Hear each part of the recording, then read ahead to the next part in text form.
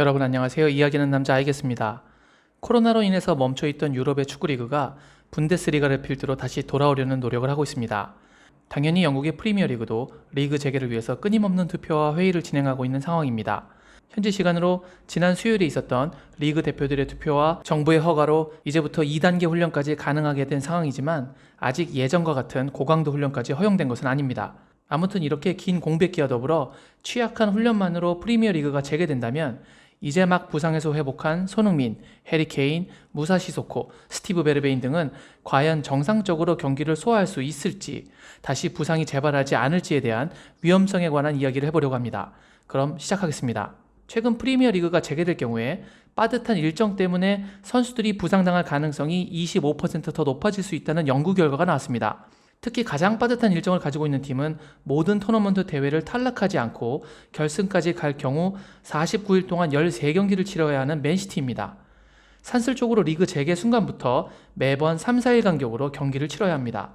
전 세계적으로 부상 위험 예측을 전문으로 하는 인공지능 플랫폼 존7이 실시한 연구에서는 지금처럼 리그가 재개되면 각 팀들이 평균적으로 30일간 8경기를 갖게 되어 있는데 이것은 같은 기간 동안 4, 5경기를 갖는 정상적인 경기 수에 비교하면 부상 가능성이 25% 상승한다는 내용이었습니다. 일정에 따라 30일 동안 8경기를 소화하는 선수도 있다고 하는데요.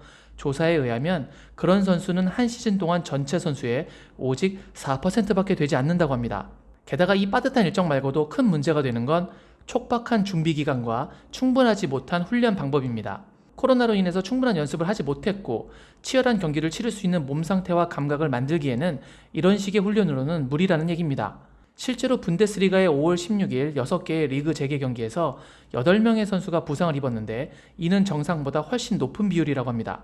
존7의 연구에 의하면 2시즌 동안 11개 상위권 팀들의 자료를 분석해본 결과 유럽 대항전 등으로 리그 준비 기간이 짧았던 팀의 경우 그렇지 않은 팀들에 비해서 부상 발생률이 상대적으로 최대 75%까지 높았다고 합니다. 런던 유니버시티 칼리지에서는 프리미어리그 선수들이 리그 정지 후 단기간의 훈련만으로 리그에 복귀할 때 체력의 15%까지 손실될 수 있다고 말했습니다.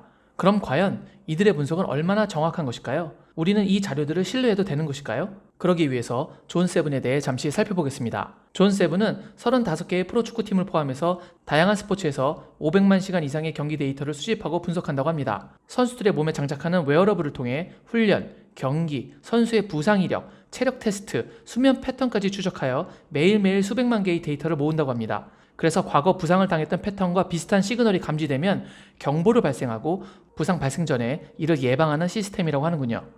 그리고 그들의 예측은 정확도 75%를 자랑한다고 합니다. 일예로 헤타페가 존7을 이용하고 있는데 이 존7을 통해서 구단의 경제적 이익까지도 보고 있다고 알려지고 있습니다. 헤타페의 예산 집행은 라리가에서 하위권에 들어가지만 현재 리그 4위인 레알 소시에다드와 승점 동률로 5위에 올라 있습니다. 적은 비용으로 이런 성적이 가능했던 이유는 존7을 통해서 부상자를 미연에 막은 것이 일조했다고 하는군요. 존7의 분석을 받아들이기 전에는 평균 부상자가 월 3.25명이었지만 분석을 따르기 시작하면서부터 월 평균 부상자가 0.86명으로 감소했다고 합니다. 헤타페에서는 이 결과의 대조를 위해서 일부러 일정 기간 동안 이 분석을 이용하지 않아 봤다고 합니다. 그랬더니 부상으로 선수를 잃은 날이 기존 대비 64%가 늘었습니다. 게다가 그 기간 동안 부상을 당한 선수의 3분의 2는 존7에서 사전에 부상 경고가 나왔던 선수들이라고 합니다.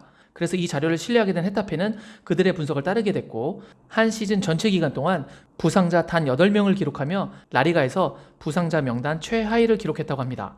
부상 선수가 적으니 가용 인원이 늘어나고 불필요한 선수 영입도 막을 수 있어서 적은 예산으로도 좋은 성적을 냈다는 얘기죠.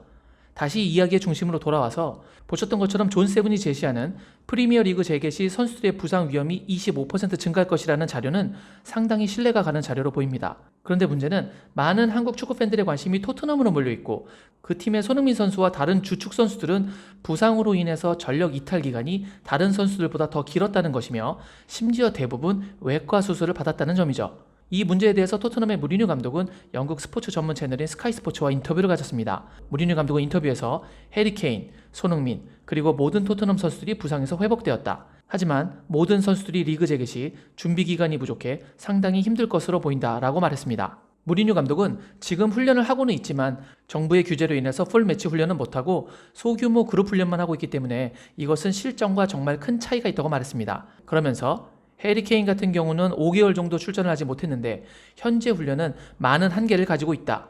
1대1 경쟁도 할 수 없고 일정 거리를 유지해야 하며 경쟁이 있는 훈련이 불가능하다. 정부에서 조만간 정상적인 훈련을 허락해도 리그 재개까지 남은 기간이 짧을 텐데 그 기간 안에 손흥민과 케인, 시소코, 베르베인을 최대의 컨디션으로 끌어올려 놓는 것은 불가능하다. 나는 그건 아무도 할 수 없는 일이라고 생각한다. 라며 우려 섞인 목소리를 냈습니다. 확실히 스카이 스포츠에서도 선수들이 경쟁 없는 훈련으로 컨디션을 정상으로 올리는 것에 문제가 있다고 전문가의 의견을 인용해서 말했습니다. 초반 2주간은 서서히 컨디션을 올리고 6에서 8주간의 기간 동안 서서히 강도를 높여야만 정상적인 폼을 만들 수 있다고 합니다. 그러니까 정리하면 이렇게 짧은 기간의 준비는 정상적인 선수들이라고 하더라도 컨디션과 폼이 100%가 될 수 없으며 타이트한 경기 일정으로 부상 발생률은 더 올라갈 것이라는 이야기입니다. 거기에 다들 아시겠지만 부상 이력이 있는 선수라면 같은 부위에 비슷한 충격이 갈 경우에 재발의 위험성은 더 크겠죠. 손흥민 선수의 멋진 경기와 골을 보고 싶은 마음은 간절하지만 코로나의 위험도 그리고 부상 발생 또는 재발의 위험도 걱정하지 않을 수가 없는 상황입니다. 그래서 개인적인 생각으로는 손흥민 선수가 처음부터 선발로 나서지를 않기를 바라고 있는데 설상가상으로 만약 리그가 재개된다면 토트넘의 첫 번째 상대는 4위권 진입의 분수령이 되는 맨체스터 유나이티드와의 경기입니다. 사실상 총력전을 쏟아 부어야 하는 상황에서 이제 막 긴 부상의 터널을 뚫고 나온 토트넘 주축 선수들이 짧은 준비만을 가지고 맨유전을 잘 뛸 수 있을지 심히 우려됩니다. 부디 경기 결과도 중요하지만 선수의 안전과 건강이 더 중요하기 때문에 손흥민을 비롯한 모든 선수들이 무리하지 않고 관리 잘하기를 바라면서 오늘 영상은 이만 마무리 짓도록 하겠습니다. 오늘 영상이 마음에 드셨다면 구독, 좋아요, 알림 설정 부탁드리겠습니다. 여러분들도 건강관리 잘 하시길 바랍니다. 역시 I guess.